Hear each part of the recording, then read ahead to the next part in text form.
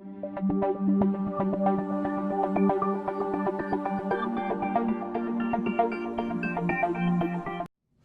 right, here I wrote the equation negative 5x plus 2y equals negative 2.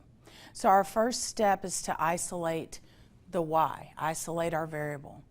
So in order to do that, we've done this a couple of times before, but just reminding you, the x needs to be over here on the right-hand side. So let's do the opposite and move that over.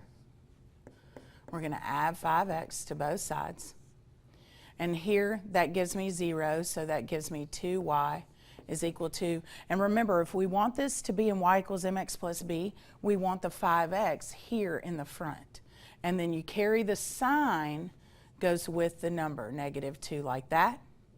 And then our last step is to divide by 2, because that is what is attached to the variable y. And we always want the y to have a 1 in front, so that's what we have to do.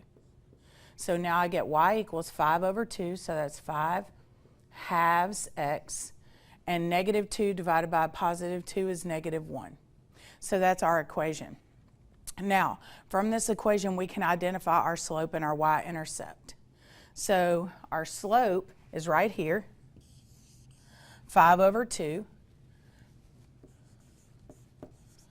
That means it's going to rise 5 and run 2. So it's going to go up 5 and over 2, and it's positive because both numbers are positive.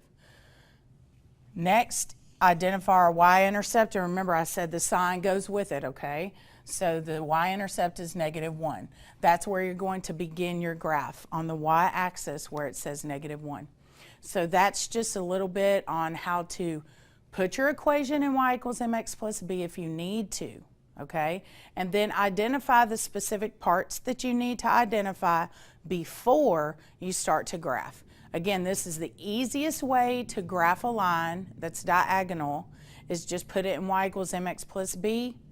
And now we're going to practice, I think, graphing from y equals mx plus b first. Okay, so come back.